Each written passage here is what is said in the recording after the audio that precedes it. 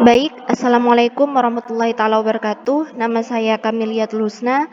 Di sini saya akan mempresentasikan tentang sistem operasi. Pengertian dari sistem operasi sendiri adalah sebuah perangkat lunak sistem yang mampu mengelola sumber daya dari software dan hardware agar dapat berjalan dengan baik serta memudahkan proses interaksi dengan pengguna atau user atau brainware. Jika kita analogikan sederhana, hubungan antara operating system dengan komputer adalah seperti kendaraan bermotor dan bahan bakar, di mana tanpa adanya bahan bakar, tentu saja kendaraan bermotor tidak akan bisa berjalan dengan semestinya. Sama halnya dengan sistem operasi, di mana kita tidak akan bisa menggunakan perangkat komputer apabila tidak adanya OS. Begitu juga sebaliknya, apabila kita mempunyai perangkat sistem dan tidak mempunyai komputer, maka menjadi tidak berguna.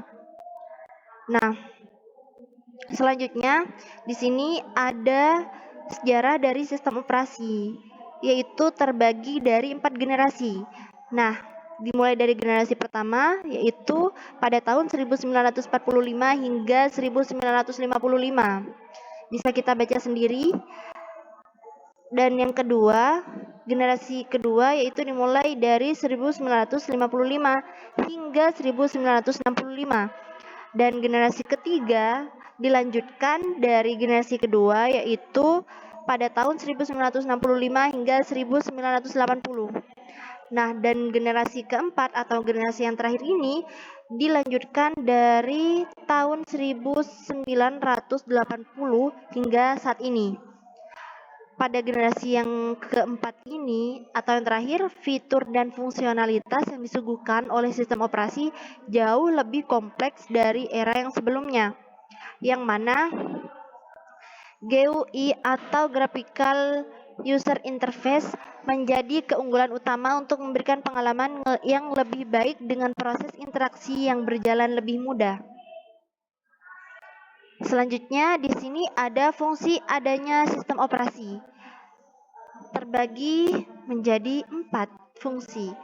Yang pertama, memori manajemen. Manajemen memori terbagi menjadi 2 fokus utama, yaitu primary memory dan main memory, di mana primary memory merupakan kebutuhan penyimpanan yang diutamakan seperti RAM. Main memory merupakan penyimpanan yang dapat diakses langsung melalui CPU. Yang kedua ada device management, di mana sistem operasi juga mempunyai fungsi untuk mengatur komunikasi antar perangkat melalui setiap driver. Untuk program yang berperan untuk menangani hal tersebut adalah I atau O controller. Yang ketiga ada file management. Fungsi yang ketiga ini yaitu OS juga dapat digunakan untuk melakukan konfigurasi pada dokumen, mulai dari tahap awal hingga akhir yang mengatur kebutuhan detail setiap informasi. Kemudian, mengelola lokasi, fungsionalitas sistem, dan fitur yang lainnya. Fase pengaturan tersebut disebut dengan file system yang biasanya dimasukkan ke dalam direktori pencarian untuk memudahkan penggunaannya. Nah, yang keempat ada prosesor manajemen. Fungsi dari sistem operasi yang terakhir adalah mendukung proses multiprogramming untuk menentukan fase mana yang menggunakan prosesor dalam jangka waktu tertentu. Dan di sini juga terdapat komponen dalam OS. Di dalamnya ada file. File merupakan file yang terbentuk atau dijalankan melalui sebuah sistem operasi. Dan yang kedua ada kernel. Kernel adalah perangkat lunak atau software yang membentuk sistem dan memiliki tugas untuk melayani berbagai macam program aplikasi secara aman dan mudah. Yang ketiga ada user interface. Sistem operasi mempunyai karakteristik antarmuka yang menjadikan interaksi antara pengguna dengan komputer. Dan di sini juga terdapat jenis-jenis sistem operasi terbagi menjadi 6 bagian. Yang pertama ada batch OS, yang kedua ada distributed OS, yang ketiga ada mobile OS, multitasking atau time sharing OS, yang kelima ada network OS, yang keenam ada real time OS.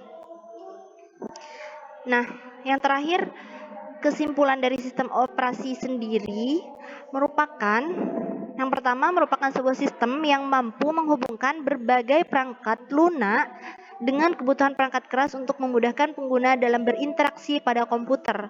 Yang kedua, dalam proses implementasinya terdapat berbagai jenis OS yang digunakan berdasarkan cara kerja masing-masing.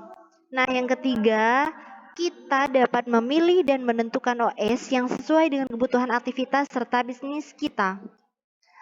Sekian dari presentasi saya pada hari ini. Kurang lebihnya mohon maaf. Assalamualaikum warahmatullahi taala wabarakatuh.